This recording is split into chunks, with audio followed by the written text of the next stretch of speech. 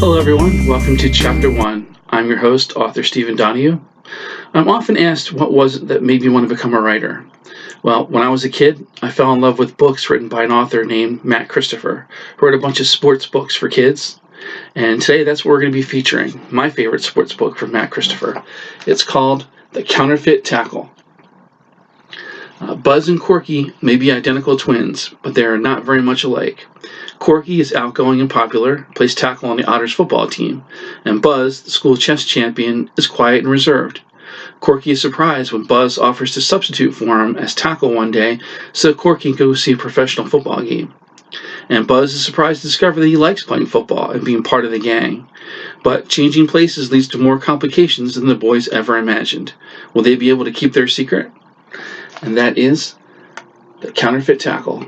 This is my favorite of the Matt Christopher books, and yes, this is the book that got the writing bug in me. So now, here we go with Chapter 1.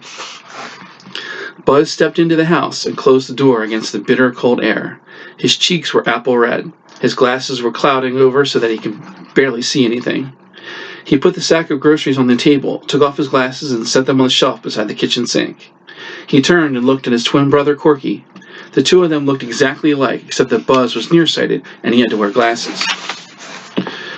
"What's the matter, Corky?" Buzz asked. "Are you sick?" Corky was sitting at the table, his chin cupped in his hands. If he wasn't sick, his thoughts were a million miles away. He mumbled something that sounded like, "huh."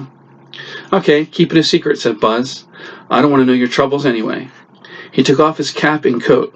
It was Saturday, the last Saturday of September, and it sure had gotten cold all of a sudden. Dad appeared at the dining room door. His eyes met Buzz's. He didn't look especially well either. "Guess I'm to blame for this," he said. "I bought 3 tickets for the Bears-Giants game from Ben Walsh, thinking that the 3 of us could go, but Corky says he shouldn't go." Buzz looked puzzledly from his dad to his brother. "Why not?" "He thinks if he doesn't show up at the Marlins game tomorrow, Coach Hayes will boot him off the team."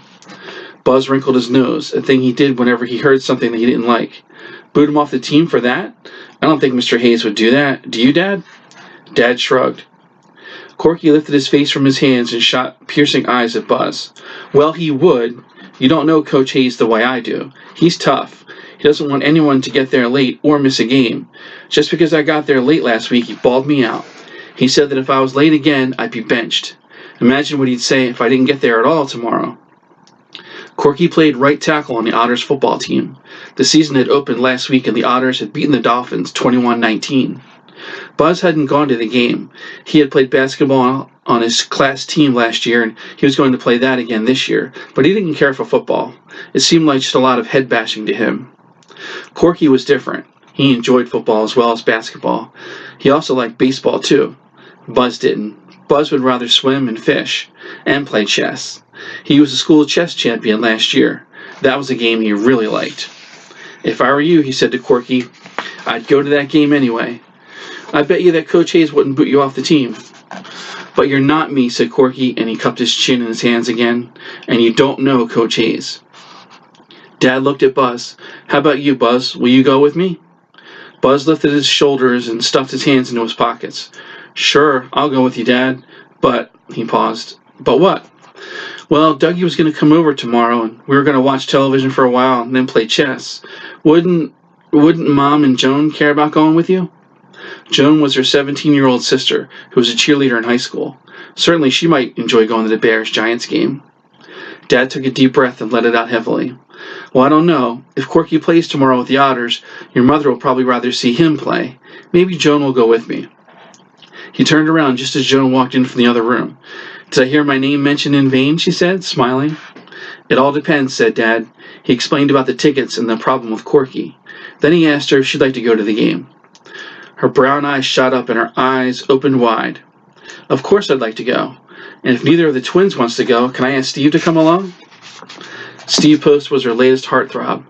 2 weeks ago it was Terry Slocum. Next week, or 2 weeks from now, it could be anybody's guess who her heartthrob would be. "I suppose so," said Dad. "Buzz doesn't care about it and Corky doesn't dare. I guess it'll be you, Steve, and I then." All this went on, and Corky never said a word. He just sat there with his chin in his hands and his eyes staring off into space. Buzz knew that he wanted to go to the Giants-Bears game in the worst way. No one loved football as much as Corky did. He was crazy about this professional football games on television. Now that he had a chance to see a real big league game in person, he couldn't. And just because he was afraid that Coach Hayes would kick him off the team.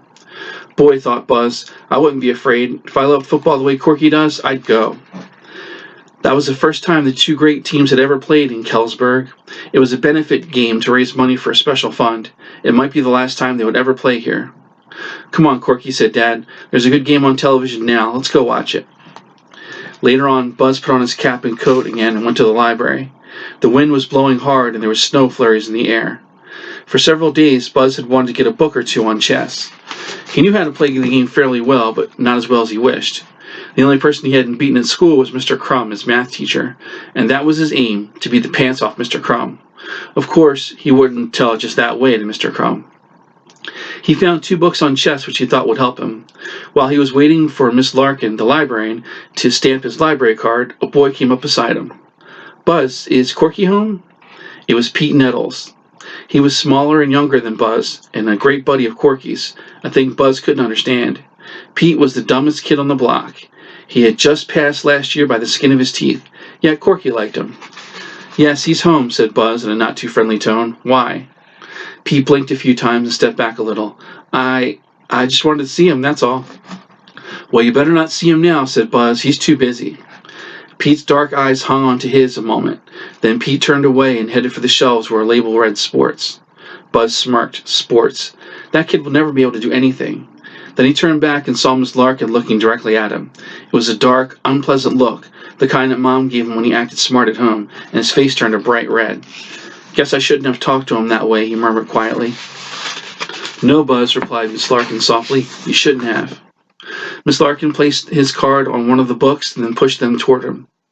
Thank you, he said. He picked up the books and left. It was snowing harder now. The flakes were like pin feathers whipping about in the air. They hit his glasses, melted, and left streaks. After a while, they bothered him so that he had to take his glasses off. Hey, Corky boy, a voice shouted ahead of him. Hope it stops snowing before our game tomorrow, don't you? Buzz saw 2 boys approaching, Gary O'Brien and Tony Krebs, members of the Otters football team. They stopped and smiled at him while the snow pelted their faces. Buzz started to say something, but Gary was looking at the title of one of the books Buzz was carrying and he laughed. Hey, look at this, Tony. Corky's going to read up on chess. You don't expect to play chess like that smarter brother of yours, do you, Cork? Buzz's heart skipped a beat. I'm Buzz, he said. I just took my glasses off because of the snow. He pulled the glasses out of his pocket to prove it. Gary's face colored. Oh, he said. Sorry, Buzz. Thought you were Corky. Come on, Tony. Let's go. And that is Chapter 1 of The Counterfeit Tackle. Again, as I mentioned earlier, one of my favorite books by author Matt Christopher. He was the one that inspired me to want to become a writer. This book and a lot of other Matt Christopher books are also available on Amazon. And if you haven't already, you can check out my latest book, which is Amy the Astronaut and the Secret Soldiers, which is also available on Amazon. Okay. Well, that's it for today. And until next time, keep reading.